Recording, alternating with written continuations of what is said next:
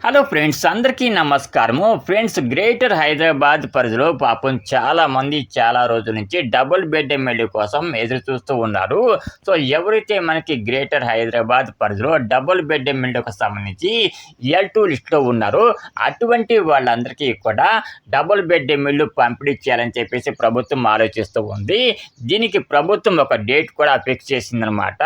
June 6వ తారీఖు లోపల ఎవరైతే గ్రేటర్ హైదరాబాద్ పరిధిలో డబుల్ బెడ్‌రూమ్‌కు అప్లై చేసుకొని L2 లిస్ట్‌లో రెడీగా ఉంటారో అటువంటి వాళ్ళందరికీ కూడా ఈ డబుల్ బెడ్‌రూమ్‌లు పంపిణీ చేయాలని చెప్పేసి ప్రభుత్వం ఆలోచిస్తూ ఉంది. సో, ఎవరైతే మనకి L2 లిస్ట్‌లో ఉన్నారో అటువంటి వాళ్ళందరూ కూడా రెడీగా ఉండండి. ఫ్రెండ్స్, ఈ డబుల్ బెడ్‌రూమ్‌కి సంబంధించి ప్రభుత్వం ఒక కట్ ఆఫ్ డేట్‌ని కూడా పెట్టడం జరిగిందనమాట. అసలు ఈ కట్ ఆఫ్ డేట్ అంటే ఏమిటో నెక్స్ట్ వీడియోలో డీటెయిల్‌గా అయితే చెప్తాను. ఈ డేట్ ఎందుకు పెట్టారో కూడా చెప్తాననమాట. సో, ఇప్పుడు మనకి గ్రేటర్ హైదరాబాద్ పరిధిలోని డబుల్ బెడ్‌రూమ్‌కి సంబంధించిన అప్డేట్ గురించి అయితే చెప్పబోతూ ఉన్నాను. ఫ్రెండ్స్, డబుల్ బెడ్‌రూమ్‌కి సంబంధించి గ్రేటర్ హైదరాబాద్ పరిధిలో చాలామంది అయితే అప్లై చేసుకున్నారు కదా.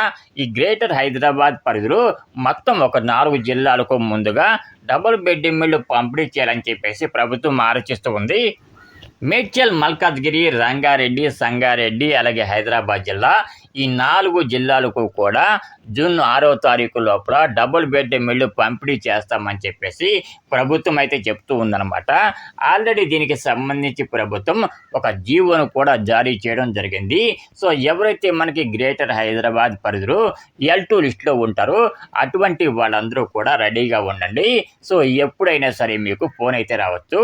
ఇంకొక ముఖ్యమైన విషయం ఏంటంటే, నిన్న మంచిర్యాల జిల్లాలో వివేక్ వెంకటస్వామి గారు దాదాపు ఒక 560 మందికి డబుల్ బెడ్‌రూమ్‌లు పంపిణీ చేయడం జరిగింది. సో, ఆల్రెడీ ఇప్పటికే మనకి తెలంగాణలో డబుల్ బెడ్‌రూమ్‌ల పంపిణీ అనేది స్టార్ట్ అయిందనమాట. సో, ఇక గ్రేటర్ హైదరాబాద్ పరిధే లేటు. సో, గ్రేటర్ హైదరాబాద్ పరిధిలోకి మనకి 4 జిల్లాలైతే వస్తాయి కాబట్టి ఈ 4 జిల్లాలకు కూడా మనకి జూన్ 6వ తారీఖు లోపల డబుల్ బెడ్‌రూమ్‌లు అయితే పంపిణీ చేయాలని చెప్పేసి ప్రభుత్వం ఆలోచిస్తూ ఉంది. ఫ్రెండ్స్, ఈ వీడియో కనుక మీకు నచ్చినట్లయితే తప్పకుండా ఒక చిన్న లైక్ అయితే వేయండి.